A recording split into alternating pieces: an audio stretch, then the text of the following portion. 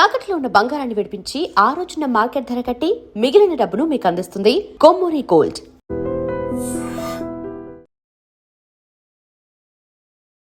నమస్తే, welcome to I dream. నేను వలి. America అధ్యక్షుడు డొనాల్డ్ ట్రంప్ 2 రోజుల చైనా పర్యటనలో కొన్ని ప్రధానమైనటువంటి ప్రశ్నలు తలెత్తాయి. డొనాల్డ్ ట్రంప్ ఉండగానే జిన్పింగ్ హెచ్చరిక చేసినట్టుగా వార్తలు మనం చూస్తూ ఉన్నాం. తైవాన్ విషయంలో జోక్యం చేసుకోవద్దు, తైవాన్కి ఎలాంటి సైనిక సహకారం అందించొద్దని చెప్పి సున్నితంగా హెచ్చరికలు పంపించాడు. దీని మీద చర్చ జరుగుతోంది. సో ఈ 2 రోజుల పర్యటనకు సంబంధించిన పూర్తి వివరాలు మనం తెలుసుకునే ప్రయత్నం చేద్దాం. ప్రస్తుతం నాతో పాటు స్టూడియోలో ఉన్నారు డాక్టర్ రమేష్ కనిగట్టి గారు, national security studies government of India chairman ఆయన. అలాగే రమేష్ కనిగట్టి గారు అంతర్జాతీయ రాజకీయ వ్యవహారాల నిపుణులు కూడా. ఈ వీడియో మీద మనం తప్పకుండా మాట్లాడాలని చెప్పి వారిని అడిగాను. వెంటనే ఆయన స్టూడియోకి వచ్చారు. మాట్లాడదాం. సార్ నమస్కారం. నమస్తే వలి గారు. రమేష్ కనిగట్టి గారు, అసలు తైవాన్ గురించి చైనా చాలా సీరియస్గా ఉంది. ట్రంప్ను కూడా లెక్క చేసే పరిస్థితి లేదు. మీరు సైనిక సహకారం అందిస్తే దానికి తగిన మూల్యం చెల్లించుకుంటారు, దయచేసి మన మధ్య స్నేహం కొనసాగాలంటే ఈ విషయంలో మీరు జోక్యం వద్దని చెప్పి చాలా సీరియస్గా నేను చెప్పినట్టుగా తెలుస్తుంది. అసలు ఏంటి సార్, తైవాన్కి చైనాకి ఉన్నటువంటి ఆ సంబంధాలు ఏంటి? ఎందుకు అమెరికా ఇందులో జోక్యం చేసుకుంటుంది? ఏమంటారు? వలి గారు, ముఖ్యంగా ఐ డ్రీమ్స్కి నన్ను పిలిచినందుకు మీకు చాలా ధన్యవాదాలు. ప్రపంచ రాజకీయ, ఆర్థిక, సాంఘిక, సాంక్షేమిక, ముఖ్యంగా రక్షణపరమైన, భద్రతాపరమైన అంశాలు మన తెలుగు ప్రజలకి అందించడంలో ఐ డ్రీమ్ చాలా మంచి పాత్ర పోషిస్తుంది. దానికి ముందలుగా మీకు శుభాభినందనలు. Number 1. Number 2, American president Donald Trump 2 రోజుల పర్యటన నిమిత్తము చైనా వెళతాము. చైనాలో బీజింగ్లో గ్రేట్ హాల్ ఆఫ్ చైనా, అంటే ఆ కమ్యూనిస్టు కంచుకోట చైనా, ఆ గ్రేట్ హాల్లో కూర్చొని మాట్లాడతాము. అమెరికన్ ప్రెసిడెంట్ డొనాల్డ్ ట్రంప్తో పాటు American secretary of state, defence secretary R war secretary, ఆయనతో పాటుగా ఎన్విడియా సిఇఓ ఎలాన్ మస్క్, దాంతోపాటుగా టిమ్ కుక్ యాపిల్ సిఇఓ, ఇలా ఒక 12 నుంచి 14 కంపెనీల సిఇఓల్ని తీసుకొని అమెరికన్ ప్రెసిడెంటు బిజినెస్ డెలిగేషన్తో పాటు, మిలిటరీ చీఫ్తో పాటు, ఫారెన్ అఫైర్స్ మినిస్టర్ అంటే సెక్రటరీ ఆఫ్ స్టేట్ మార్క్ రూబియోతో పాటు వీళ్ళంతా బీజింగ్ చైనా పర్యటనకు వెళ్ళారు. ఎటువంటి నేపథ్యంలో వెళ్ళారు? ఒక పక్కన ఇరాన్తో 76 రోజుల నుంచి అమెరికా, ఇరాన్ యుద్ధం జరుగుతుంది. ఇలాంటి పరిస్థితుల్లో American president Donald Trump China పర్యటనకి వెళ్తాం అనుకున్న ఉద్దేశం ఏంటి ఇలాంటి పరిస్థితుల్లో? 2, స్ట్రైట్ ఆఫ్ హర్ముజ్ దగ్గర అమెరికా బ్లాకేడ్ చేసింది ఇరాన్ యొక్క నౌకల్ని బయటికి రాకుండా. అట్ ద సేమ్ టైం ఇరాన్కి సంబంధించి కూడా అమెరికాతో కానీ వేరే దేశాలతో కానీ వ్యాపారం చేయకుండా స్ట్రైట్ ఆఫ్ హర్ముజ్ దగ్గర చాలా ఇబ్బందులు, తద్వారా కొన్ని వందల షిప్పులు స్ట్రైట్ ఆఫ్ హర్ముజ్ జలసంధి నుంచి బయటికి రావాల్సినవి కూడా ఆగిపోవటము. ఈ నేపథ్యంలో మీరు అడిగిన ప్రశ్న, తైవాన్కి చైనాకి మధ్య ఎటువంటి సంబంధం ఉంది? అసలు తైవాన్ ఎక్కడుంది, చైనా ఎక్కడుంది, చైనాకి తైవాన్కి మధ్య సమస్యకి అమెరికా రోల్ ఏంటి, అమెరికా ఎందుకు ఏలు పెడుతుంది అనేది మీ ప్రశ్న. 1949లో కమ్యూనిస్ట్ పార్టీ ఆఫ్ చైనాలో అధికారాన్ని చేపట్టింది. అంతకు ముందల వరకు షాంఘై షేక్ అనే ఒక రాజరికం అనుకోండి, అలాంటి వ్యక్తి చైనాని పరిపాలించడం జరిగింది. ఆ షాంఘై షేక్ పారిపోయాడు. ఎక్కడికి పారిపోయాడు? తైవాన్కి పారిపోయాడు. తైవాన్ ఎక్కడుంది? చైనాకి, ఇప్పుడు భారతదేశానికి కోతవేటు దూరంలో శ్రీలంక ఎట్లా ఉందో హిందూ మహాసముద్రంలో, అలానే కోతవేటు దూరంలో చైనా మెయిన్ల్యాండ్కి తైవాన్ ఆ సముద్రంలో ఉందన్నమాట. ఇది ఆ పసిఫిక్ సముద్రంలో, పసిఫిక్ ఓషన్, దక్షిణ చైనా సముద్రం అంటారు, సౌత్ చైనా సీ.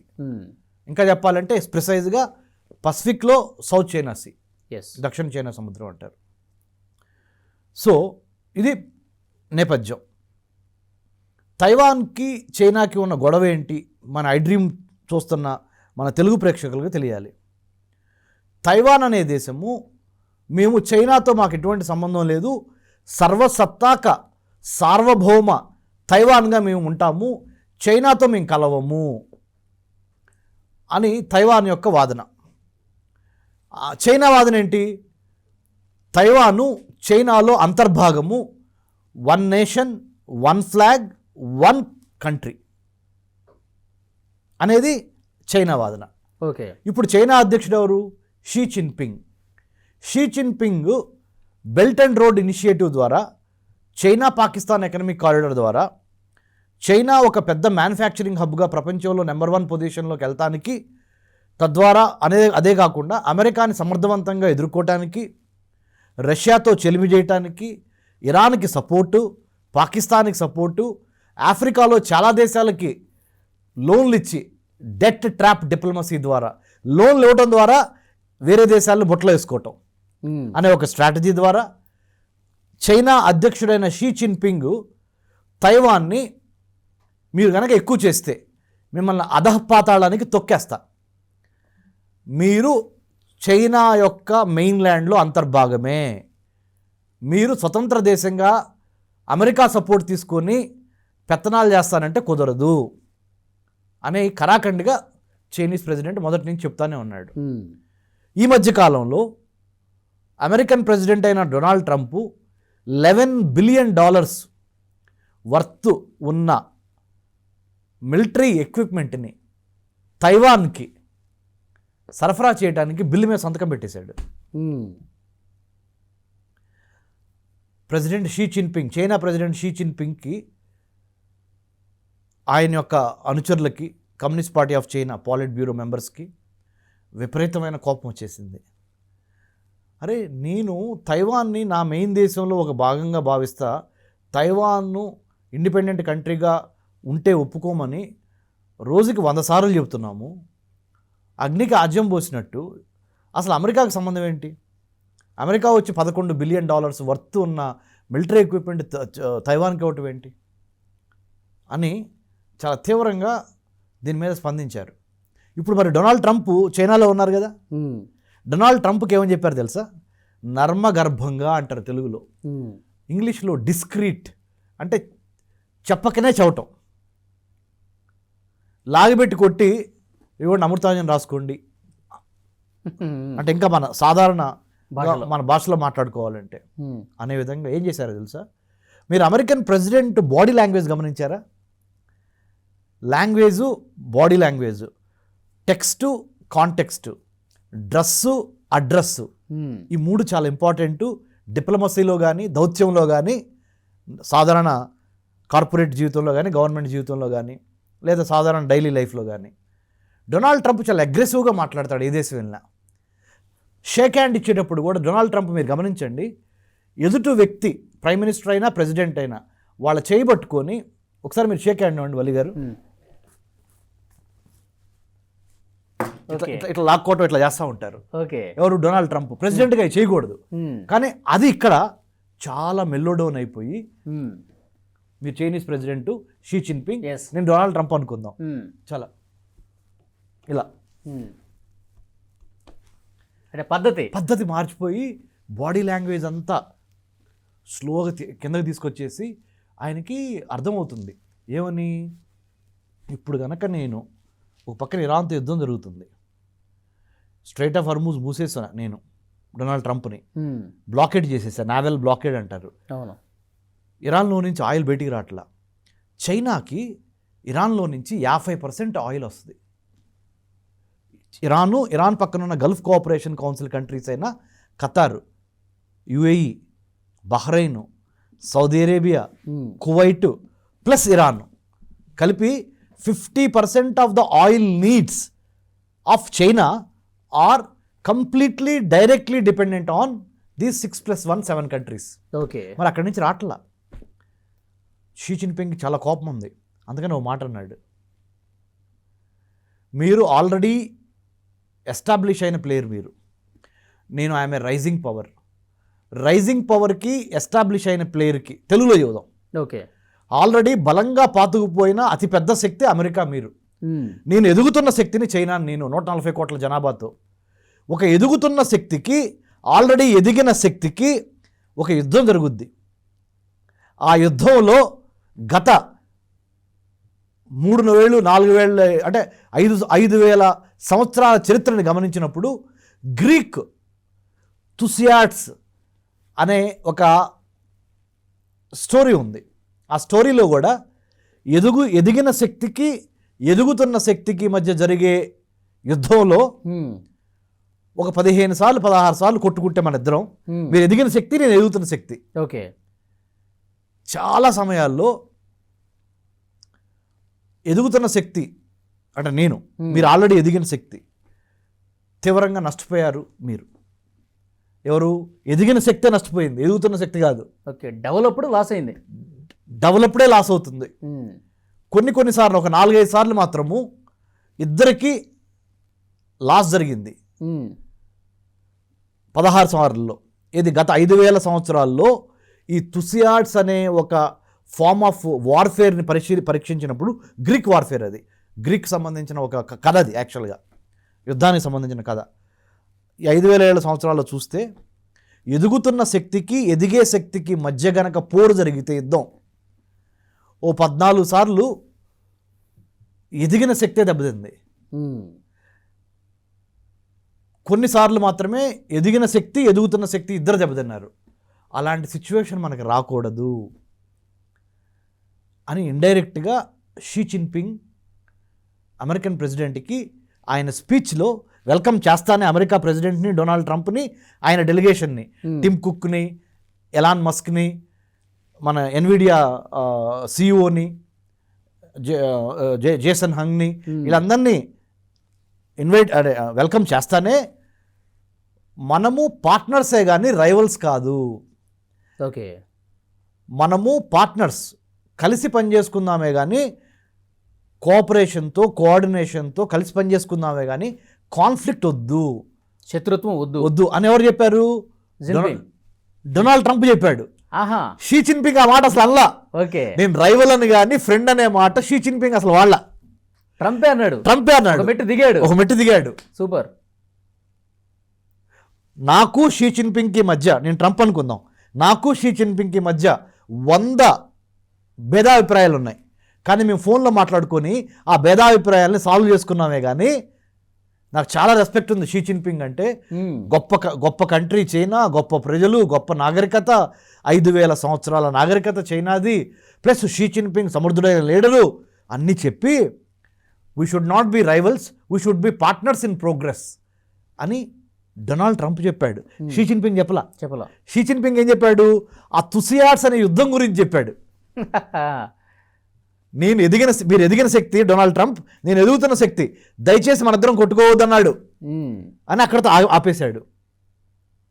మీకు అర్థమవుతుందా మన తెలుగు ప్రేక్షకులకి ఎంత వివరంగా చెబుతున్నాం అంటే, మనము ఏదైనా ఆ స్థాయి చైనా రైజ్ అయింది. ఇప్పుడు number 2 GDP in the world, number 1 Marvel's of engineering, science and technology అమెరికాలో లేవు, ఇప్పుడు చైనాలో ఉన్నాయి. టాలెస్ట్ బ్రిడ్జ్ దగ్గర నుంచి, టాలెస్ట్ మల్టీపర్పస్ వాటర్ డ్యామ్ దగ్గర నుంచి, రైల్వే లైన్ దగ్గర నుంచి, ఇంజనీరింగ్ మార్వెల్స్ చైనా నెంబర్ 1 ముందుకు వెళ్ళిపోయింది. Manufacturing hub of the world, ప్రపంచానికి సంబంధించిన వస్తు సామాగ్రిని ఉత్పత్తి చేసి ప్రపంచం మొత్తానికి పంచగలిగిన స్టేజ్కి చైనా వెళ్ళిపోయింది. Can you believe?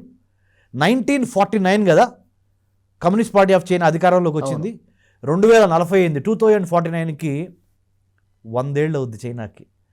2047 భారత్కి 100 ఏళ్ళు వస్తాయి 1947 నుంచి. అర్థమవుతుందా సార్? 15th August 1947 భారతదేశానికి స్వతంత్రం వచ్చింది. 2047కి భారతదేశానికి Bharat will be 100 year old. China 1949లో కమ్యూనిస్ట్ పార్టీ ఆఫ్ చైనా అధికారంలోకి వచ్చి 2049కి it will be 100 years. So China is competing for its 100th mark in 2014 to be number 1 in the world in terms of manufacturing space, artificial intelligence, rare earth elements, REE, rare earth elements, artificial intelligence, quantum computing, drones, humanoid robots, మనిషిని పోలిన robo, okay, humanoid robots ఈ ఏరియాస్లో అమెరికాకి నువ్వెంతంటే నువ్వెంత, D అంటే D అనే సామర్థ్యాన్ని China తెచ్చుకుంది. ఓకే. అందుకని డొనాల్డ్ ట్రంప్ యొక్క బాడీ లాంగ్వేజ్లో, ఆయన మాటల్లో ఒక స్టెప్ కిందకి దిగి సున్నితంగా, ప్రేమపూర్వకంగా, స్నేహపూర్వకంగా మాట్లాడాడే కానీ ఆయన తనదైన స్టైల్ ఉంటుంది కదా, ట్రంప్ స్టైల్, నువ్వెంత, నేను అది చేస్తా, నేను ఇది చేస్తా, నేను లేపేస్తా, నిన్ను కూల్చేస్తా, ఈ మాటలు ఉంటాయి కదా ట్రంప్కి. అవును, ఏమి లేవు. అంటే ఎక్కడ నెగ్గాలో కాదో తగ్గాలో అని తెలుసుకొని పళ్ళు లేని, కూరలు లేని పాములాగా, లేకపోతే పళ్ళు లేని పులిలాగా, ఓకే, టూత్లెస్ టైగర్ లాగా కొద్దిగా ఇట్లా స్లోగా ఇట్లా మాట్లాడాడు. షీ జిన్పింగ్ ఇలా కూర్చొని, మేము చెప్తున్నాం, మీరు వినండి, మీకు ఇచ్చే గౌరవం ఇస్తున్నాం, but at the same time మమ్మల్ని కూడా గుర్తించండి, మేము ఉన్నామని గుర్తించండి, మేము రైజ్ అవుతున్నామని గుర్తించండి అనే విధంగా షీ జిన్పింగ్ యొక్క బాడీ లాంగ్వేజ్ ఉంది. ఓ గ్రేట్. ఇది అయితే ఇప్పుడు మనం ఒరిజినల్ పాయింట్కి వద్దాం. తైవాన్ విషయంలో ఇప్పుడు ఆయన తగ్గినట్టు కనిపించాడు కదా డొనాల్డ్ ట్రంప్. ఇప్పుడు ఈ సున్నితంగా చేసినటువంటి ఈ హెచ్చరికను ఎంతవరకు పరిగణలోకి తీసుకొని తైవాన్ని వదిలిపెట్టే పరిస్థితి ఉంది డొనాల్డ్ ట్రంప్? తైవాన్ని అమెరికా ఎప్పటికీ వదిలిపెట్టలేదు. ఎందుకు చెప్పనా? చిలక ప్రాణం, మన పాతాళ భైరవుడి ప్రాణం చిలకలో ఉందంటారు, పాతాళ భైరవ సినిమా. అవునవును. అలానే అమెరికా ప్రాణమేమో ఇజ్రాయెల్లో ఉంటుంది, ఓకే, చైనా ప్రాణమేమో తైవాన్లో ఉంటుంది. అమెరికా ఏం చేస్తుందంటే ఎప్పుడు తైవాన్ని ఏదో ఒక విధంగా చైనాకు దూరంగా పెడతంలోనే తన ప్రయత్నాలన్నీ చేస్తుంది. చెప్పేది ఒకటి ఉంటుంది, చేసేది ఒకటి ఉంటుంది. ఇక్కడ కామ్గా ఉన్నాడా, మళ్ళీ ఇంటికి వెళ్ళంగానే, అంటే రేపొద్దున వాషింగ్టన్ డీసీ వెళ్ళంగానే డొనాల్డ్ ట్రంప్ చైనా దక్షిణ చైనా సముద్రంలో కానీ, పసిఫిక్ సముద్రంలో కానీ, ఇండియన్ ఓషన్లో కానీ చైనా తన ప్రాబల్యాన్ని పెంచుకోవడానికి ఆర్టిఫిషియల్ ఐలాండ్స్ కడుతుంది, తైవాన్ ఇబ్బంది పెడుతుంది. సెన్కాకు, దియాబు, పారాసెల్లో ఆర్టిఫిషియల్ ఐలాండ్స్ కట్టింది ఎవరు? చైనా. ప్లస్ తైవాన్ని బెదిరిస్తుంది, నేను ఊరుకోను, తైవాన్కి మేము ఫుల్ సపోర్ట్ చేస్తాము అని చెప్పుద్ది. ఇంటికి వెళ్ళగానే చెప్తాడు. ఇక్కడ ఉన్నప్పుడు షీ జిన్పింగ్ చెప్పింది వింటాడు. ఓకే. సో తైవాన్ ఎందుకు ఇంపార్టెంట్ వినండి, మరి మన తెలుగు ప్రజలందరూ వినాలి. తైవాన్ ఎందుకు ఇంపార్టెంట్ చైనాకి? Semi conductor chip making raw material మొత్తం తైవాన్లో ఉంది. ప్రపంచంలో తైవాన్ ఉండేది ఇంత, ఒక ఐలాండ్, అది చైనాకి అతి దగ్గరలో ఉన్న ఐలాండ్. ఇప్పుడు ప్రత్యేక దేశంగా ఉందా సార్? లేదు, ప్రత్యేక దేశం కావాలని కోరుకుంటుంది. ఇప్పుడు ఆ దేశంలో ఆ దేశానికి ఉన్న రాజ్యాంగం కానీ, ఆ దేశానికి ప్రత్యేకమైన జెండా కానీ ఇవేమి లేవా? ఓ జెండా పెట్టుకున్నారు, ఆ జెండాని మరి ప్రపంచ దేశాలు గుర్తించాలిగా. తైవాన్ని ఒక ఇండిపెండెంట్ సావరెన్ కంట్రీగా గుర్తించాలిగా. ఇప్పుడు ప్యాలెస్తీనా స్టేటస్ ఏంటో తైవాన్ స్టేటస్ కూడా అంతే. ప్యాలెస్తీనా ఒక రాజ్యంగా అవతరించాలనుకుంటుంది. ఒక ప్రాంతం రాజ్యం ఎప్పుడవుద్దంటే 4 ఇంపార్టెంట్ ఎలిమెంట్స్ ఉండాలి, అప్పుడే రాజ్యం అవుద్ది. ప్రజలు, ప్రభుత్వము, ప్రదేశము, అన్నిటికీ మించి సార్వభౌమాధికారం. 3 ఉండగానే రాజ్యం అవదు. ప్రజలు ఉండి, ప్రభుత్వం ఉండి, ప్రదేశం ఉంది కదా, నేను సార్వభౌముడిని అంటే కుదరదు. సార్వభౌమాధికారం అంటే ఏంటి అసలు? అంటే ప్రపంచంలో ఉన్న మిగతా దేశాలన్నీ నిన్ను ఒక దేశంగా గుర్తిస్తా, ఐక్యరాజ్య సమితిలో ఓటేయాల. అది జరిగినప్పుడే నువ్వు ఇండిపెండెంట్ సావరెన్ కంట్రీ అవుతావు. అలా ఓటేయకుండా చైనా అడ్డుకుంటుంది. చైనాతో పాటు చాలా దేశాలు అడ్డుకుంటున్నాయి. అలానే ఇప్పుడు ప్యాలెస్టైనా ఇష్యూ కూడా అంతే కదా. ప్యాలెస్తీనాకి బయట నుంచి అందరూ సపోర్ట్ చేస్తారు, రైట్? కానీ ఓటింగ్ దగ్గరికి వచ్చేసరికి చాలా దేశాలు ప్యాలెస్తీనాకి ఫేవర్గా ఓట్ చేసినాయి. ప్యాలెస్తీనాని ఒక సార్వభౌమాధికార దేశంగా గుర్తిస్తా, కానీ అమెరికాకున్న వీటో పవర్ ద్వారా దాన్ని స్మాష్ చేసి అది పూర్తిగా దాన్ని గెలవనివ్వట్ల. ఇట్లా తైవాన్ విషయంలో కూడా rare earth elements, semi conductors Taiwan దగ్గర ఉండటం మూలాన, అందుకని అమెరికాకి తైవాన్ మీద ప్రేమ లేదు. అమెరికాకి తైవాన్ మీద ఉన్న ఇంట్రెస్ట్ అంతా ఆర్థిక ఇంట్రెస్టే. అమెరికన్ ఇండస్ట్రీ నడవాలంటే, కంప్యూటర్స్ నడవాలంటే, కార్లు నడవాలంటే, అమెరికాలో ఉన్న మిలిటరీ ఎక్విప్మెంట్ జరగాలి అంటే తైవాన్లో ఉన్న rare earth elements, semiconductor, మ్యానుఫ్యాక్చరింగ్కి సంబంధించిన రా ప్రొడక్ట్స్, ముడి పదార్థాలు, ఖనిజాలు దేవుడు ఏం చేశాడు? తైవాన్కి ఇచ్చాడు. వాటి మీద ప్రేమతో అమెరికా తైవాన్ని చైనాకి వ్యతిరేకంగా సపోర్ట్ చేస్తున్నట్టు కనపడుతుంది, సపోర్ట్ చేస్తుంది. అర్థమైందా సార్? ఈ rare earth elements, semi conductor సంబంధించిన రా మెటీరియల్స్ తైవాన్లో ఎప్పుడైపోతాయో అప్పుడు తైవాన్ మీద ప్రేమ పోద్ది అమెరికాకి. రైట్? ఓకే. మరి చైనా ప్రాణం ఎక్కడుంది? స్ట్రైట్ ఆఫ్ హర్ముజ్ జలసంధి నుంచి Gulf Cooperation Council countries 6 countries plus Iran దగ్గర నుంచి 50% ఆయిల్ చైనాకి రాలేదనుకోండి, చైనా యొక్క మ్యానుఫ్యాక్చరింగ్ సెక్టర్ మొత్తం కొలాప్స్ అవుతుంది. చైనాని కొట్టాలి అంటే ఆయిల్ అనే విషయం మీద అమెరికా చైనాకి వ్యతిరేకంగా ఆయిల్ని తొక్కాలి. ఆయిల్ ఎవరి దగ్గర ఉందయ్యా అంటే ఈ 7 దేశాల దగ్గర ఉంది. మరి అమెరికాను తొక్కాలంటే ఈ rare earth elements, semi conductor chips, other rare earth materials ఎవరి దగ్గర ఉన్నాయి? తైవాన్ దగ్గర ఉన్నాయి, తర్వాత జపాన్ దగ్గర ఉన్నాయి, తర్వాత సౌత్ కొరియా దగ్గర ఉన్నాయి, చైనా దగ్గర కూడా ఉన్నాయి. ఈ 4 దేశాల్లో ప్రపంచం మొత్తానికి సంబంధించిన అతి కీలకమైన విలువైన రేర్ ఎర్త్ ఎలిమెంట్స్ ఎక్కడ ఉన్నాయి తెలుపా? తైవాన్, చైనా, దక్షిణ కొరియా, జపాన్ అమెరికాతో బాగుంది, దక్షిణ కొరియా అమెరికాతో బాగుంది, చైనా అమెరికాకి అటు ఇటుగా ఉంది, తైవాన్ పూర్తిగా అమెరికా వైపు ఉంది. మరి అమెరికాని దెబ్బతీయాలంటే ఫస్ట్ తొక్కాల్సింది ఎవరిని? తైవాన్ని తొక్కాలి. ఎవరు? చైనా మొత్తం తైవాన్ మొత్తం చైనా హస్తగతం చేసుకుంటే అమెరికాకి ఇబ్బంది. అమెరికా తన వెన్నుముక కోల్పోద్ది.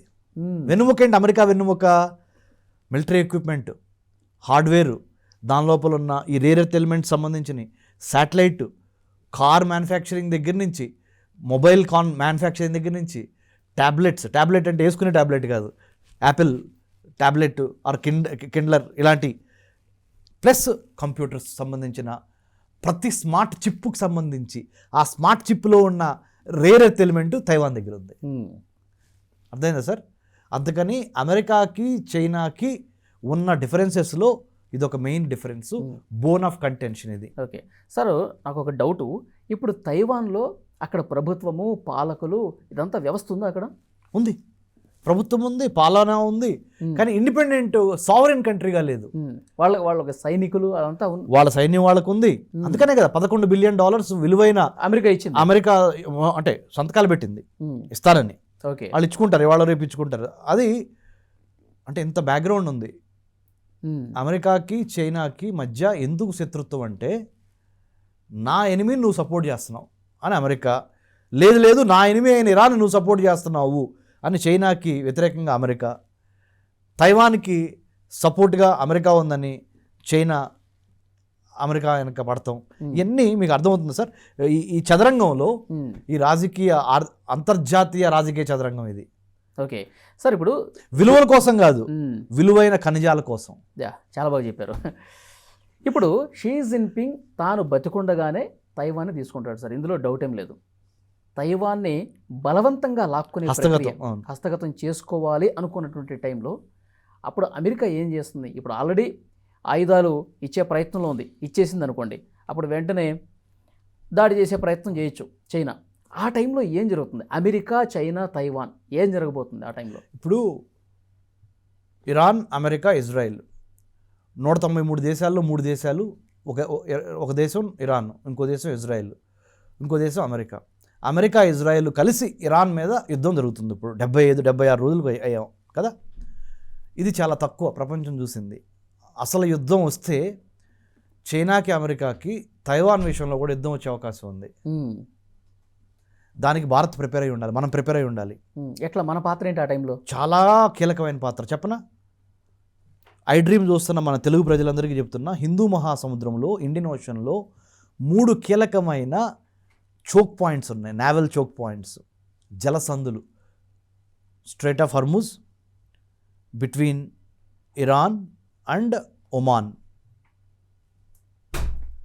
ఇండోనేషియా మలేషియా మధ్య ఉన్న Malacca strait, Singapore Indonesia Malaysia మధ్య ఉన్న మలక్కా స్ట్రైట్, ఇంకొకటి బాబెల్ మందేబ్, యెమెన్కి ఇటు జిబూతికి మధ్య ఆ ఎర్ర సముద్రం నుంచి వచ్చే షిప్పులన్నీ, రెడ్ సీ నుంచి వచ్చేవన్నీ ఇటు వస్తాయి. ఈ 3 ఎక్కడున్నాయి తెలుసా సార్? 3వ అతిపెద్ద మహాసముద్రం అయిన హిందూ మహాసముద్రంలో ఉన్నాయి, ఇండియన్ ఓషన్లో. ఇండియన్ ఓషన్లో ఉన్న కంట్రీస్ 23, ఇండియన్ ఓషన్లో ఉన్న కంట్రీసు, ఇండియన్ ఓషన్ రిమ్ అసోసియేషన్లో ఉన్న కంట్రీసు, ఇండియన్ ఓషన్ రిమ్ అసోసియేషన్లో ఉన్న కంట్రీస్ 23, ఇండియన్ ఓషన్ ఇంకా పరివాహ ప్రాంతం కొద్ది పెంచితే ఒక 50 దేశాల దాకా ఉంటాయి. ఈ దేశాలన్నిటికి సంబంధించిన అతి కీలకమైన వస్తు రవాణా షిప్పుల ద్వారా జరుగుద్ది. ఆ షిప్పులు ఈ 3 జలసందుల ద్వారా బయటకు వెళ్తాయి. ఒకటి స్ట్రైట్ ఆఫ్ హర్ముజ్, ఇంకోటి బాబెల్ మందేబ్, ఇంకోటి మలక్కా స్ట్రైట్. చైనాకి తైవాన్కి మధ్య జరుగుతున్న ఘర్షణలో అమెరికా గనక తైవాన్కి సపోర్ట్గా చేసి ఇంకొద్దిగా ముందలకెళ్తే ఎట్టి పరిస్థితుల్లో చైనాకి అమెరికాకి యుద్ధం తప్పదు. ప్రత్యక్ష యుద్ధం చేయకపోవచ్చు, పరోక్ష యుద్ధం, ప్రాక్సీ వార్ ఆర్ ఇండైరెక్ట్గా. ఇప్పుడు ఇరాన్ మీద నేరుగా యుద్ధం చేస్తుంది అమెరికా, కానీ తైవాన్ విషయం వచ్చేసరికి అట్లా నేరుగా చేయదంటారు. నేరుగా చేయదు. ఎందుకు చేయదంటే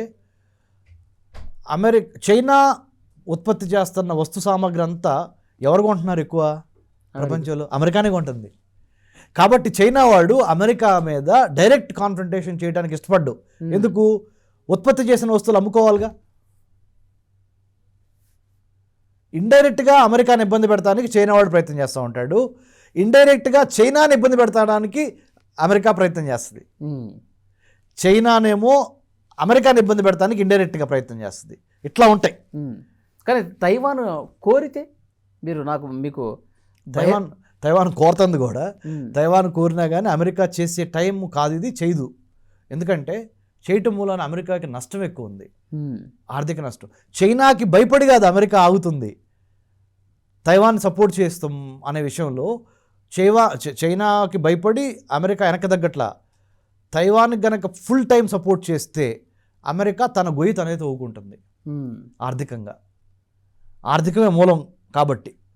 అందుకని ఆచితూచి ఇటు అమెరికన్ ప్రెసిడెంటు, ఇటు Chinese president Xi Jinping game ఆడతారు.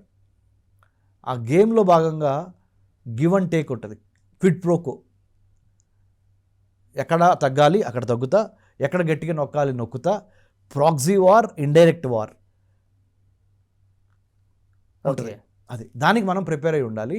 భారత్ ఎటువంటి విషయాలు అనేది మళ్ళీ ఇంకొక ఎపిసోడ్లో మనం మాట్లాడదాము. భారత్కు వచ్చి మనం ఎట్లా ప్రిపేర్ అయి ఉండాలి, ఒకవేళ అమెరికాకి తైవాన్కి అంటే అమెరికాకి చైనాకి తైవాన్ విషయంలో పెద్ద యుద్ధం వస్తే భారత్ పాత్ర ఏంటి, భారత్ ఎలా ఉండాలనే దాని మీద ఇంకోసారి మనం మాట్లాడదాం. Sure sir. ప్రస్తుతానికి అమెరికన్ ప్రెసిడెంట్ డొనాల్డ్ ట్రంప్ పెద్ద బిజినెస్ డెలిగేషన్ తీసుకొని అమెరికా యొక్క 250వ సంవత్సరం ఇది స్వతంత్రం వచ్చిన వేళ, 250th anniversary of American independence. 1776 united states of America got independence from the British. రవి అస్తమించిన సామ్రాజ్యం బ్రిటిష్ దగ్గర నుంచి అమెరికా స్వతంత్రం వచ్చింది 1776లో. India, our Bharat, got independence on 15th of August 1947 from the same British. Right? So ఇదంతా మనం గమనించి మనం ఇప్పుడు అసలు విషయం ఏంటంటే చైనా ఎందుకు వెళ్ళాడు అంటే ఆర్థిక మూలాలు అమెరికాలో కోసాలు కదులుతున్నాయి ట్రంప్కి. ఓ పక్కన ఇరాన్తో యుద్ధం, ఇంకో పక్కన ద్రవ్యోల్బణం అంటారు తెలుగులో, ఇంగ్లీష్లో ఇన్ఫ్లేషన్ అంటారు, పెరుగుతుంది. అన్ఎంప్లాయ్మెంట్ రేట్ పెరుగుతుంది అమెరికాలో. పెద్ద పెద్ద కంపెనీలు గొడవ చేస్తున్నాయి. తర్వాత అమెరికాలో ఫర్ ద ఫస్ట్ టైం ఈ ఇరాన్ అమెరికా వార్ మూలాన ఆయిల్ రేట్లు పెరుగుతున్నాయి, ప్రపంచవ్యాప్తంగా పెరుగుతున్నాయి. ప్రపంచవ్యాప్తంగా ఉన్న దేశాలు కూడా అమెరికన్ ప్రెసిడెంట్ని పరోక్షంగా ప్రత్యక్షంగా ఒత్తిడికి గురి చేస్తున్నాయి. మీరు తొందరగా వారాపండి ప్లీజ్, లేకపోతే మాకు ఇన్ఫ్లేషన్ పెరిగిపోతుంది, ద్రవ్యోల్బణం, ధరలు పెరిగిపోతున్నాయి, పెట్రోలిన్, గ్యాసు, అది ఇది ఇవన్నీ అని అట్లా. సో ఈ వార్ ఎంత త్వరగా ఆగితే అంత మంచిది. వార్ ఆగే పరిణామ క్రమంలోనే డొనాల్డ్ ట్రంప్ ఒక బిజినెస్ డెలిగేషన్ తీసుకొని చైనా వెళ్ళి చైనాలో ఏమని చెప్పాడంటే ఆయన ఏం చూద్దాం అనుకున్నాడంటే ఇరాన్ విషయంలో మీరు ఏలు పెట్టద్దు, ఇరాన్ విషయంలో అమెరికా చైనా మద్దతు ఏం అడగట్లేదు. డొనాల్డ్ ట్రంప్ ఎయిర్ ఫోర్స్ 1 ఎక్కబోతున్నాడు అమెరికాలో చైనా రావడానికి, వాషింగ్టన్ డీసీలో ఎక్కి బీజింగ్లో దిగటానికి. విలేకరులు అడిగారు, చైనీస్ ప్రెసిడెంట్ని మీరు ఏమన్నా సలహా అడుగుతారా, ఏమన్నా సహాయం అడుగుతారా, ఇరాన్ని ఎదుర్కోవడం కోసం అమెరికాకి ఏమన్నా మద్దతుగా ఉన్నా మీరు అడుగుతారంటే, ఇరాన్ని ఎదుర్కోవటానికి అమెరికా పూర్తి సమర్థత కలిగిన దేశం. చైనీస్ ప్రెసిడెంట్ దగ్గరికి వెళ్ళి అడగాల్సిన అఘాయిత్యం కానీ అవసరం కానీ మాకు లేదు అని అమెరికన్ ప్రెసిడెంట్తో పాటు సెక్రటరీ ఆఫ్ స్టేట్, తెలుగులో చెప్పాలంటే అమెరికా విదేశీ వ్యవహారాల శాఖ మంత్రి ఎవరు మార్కో రూబియోని ఎయిర్ ఫోర్స్ 1 అంటే అమెరికన్ ప్రెసిడెంట్ ఫ్లైట్ నేమ్ దాంట్లో ఇంటర్వ్యూ చేశాడు ఒక journalist. No very soon we're landing in Beijing not to ask help from China vis-a-vis Iran కోసం చైనాని మేము హెల్ప్ అడిగే దుస్థితి మాకు లేదు. ఇరాన్ని ఎట్లా మేనేజ్ చేయాలో, ఇరాన్ని ఎట్లా తొక్కాలో, ఇరాన్ని ఏం చేస్తే ఇరాన్ లొంగిద్దో అవన్నీ మేము చూసుకుంటాం. మేము వెళ్ళేది ఒకటే, బిజినెస్ ఇంట్రెస్ట్లు దెబ్బతినకూడదు అమెరికాకి చైనాకి మధ్య. ఎందుకంటే number 1 country in the world GDP ప్రకారం America, number 2 is China. Number 1. Number 2, మా 250వ సంవత్సరం ఇండిపెండెన్స్ వచ్చి మాకు వేరే వాళ్ళు చెప్తే మేము చేసే అంత ఇది లేదు. మేము నెంబర్ 1 ఇప్పటికి ప్రపంచంలో, టెక్నాలజీ పరంగా, మిలిటరీ పరంగా, ఆర్థికంగా. సో 2వ పాయింట్, అది మేము ఇంకోసారి గుర్తు చేద్దామని వెళ్తున్నాం. 3వ పాయింట్, చాలా పెద్ద బిజినెస్ డెలిగేషన్ తీసుకొని వెళ్తున్నాను నేను.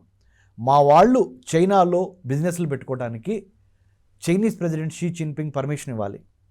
దాంతోపాటు అమెరికాలో చైనీస్ ఇండస్ట్రీలు పెట్టుకోవాలంటే మేము పర్మిషన్ ఇస్తాం. ఆర్థిక మానవ సంబంధాలన్నీ ఆర్థిక సంబంధాలే అని కార్ల్ మార్క్స్ ఒకప్పుడు చెప్తే, మా ఫ్రెండు ధనాల కృష్ణ అని ఆయన అప్పుడప్పుడు సరదాగా అంటూ ఉంటారు. ఆయన ఇక్కడ గుర్తు చేసుకుంటున్నాం. మా సెంటర్ ఫర్ హ్యూమన్ సెక్యూరిటీ స్టడీస్లో ఆయన అడ్మినిస్ట్రేటివ్ ఆఫీసర్గా ఉన్నారు. ఇంకొక ఇంపార్టెంట్ సీనియర్ రీసెర్చ్ అసోసియేట్ ఎం కృష్ణ గారు అని, మధుపల్లి కృష్ణ గారు, ఆయన కూడా దానికి సమ్మతిస్తాడు. ఏమని, మానవ సంబంధాలన్నీ ఆర్థిక సంబంధాలే 21st సెంచరీలో, మరి ముఖ్యంగా 21వ శతాబ్దంలో అని వాళ్ళిద్దరు చెప్పున్నారు. వాళ్ళ పాయింట్ కూడా నేను I'm quoting back. Okay, Karl Marx చెప్పాడు బిగినింగ్లో, దాస్ క్యాపిటల్ రాసిన కార్ల్ మార్క్స్. సమాజంలో జరుగుతున్న ప్రస్తుత పరిణామాలను చూస్తుంటే అవి గుర్తొస్తున్నాయి. విలువలు కాదు, విలువైన ఖనిజాల మూలంగానే తైవాన్కి అమెరికా సపోర్ట్ చేస్తుంది. విలువలు కాదు, విలువైన ఆయిల్ కోసమే చైనా ఇరాన్కి సపోర్ట్ చేస్తుంది. అదే ఎవరి ప్రయోజనాల కోసం. అది చాలా మంచి ఇన్ఫర్మేషన్ ఇచ్చారు sir. Thank you very much. Thank you sir. జై హింద్.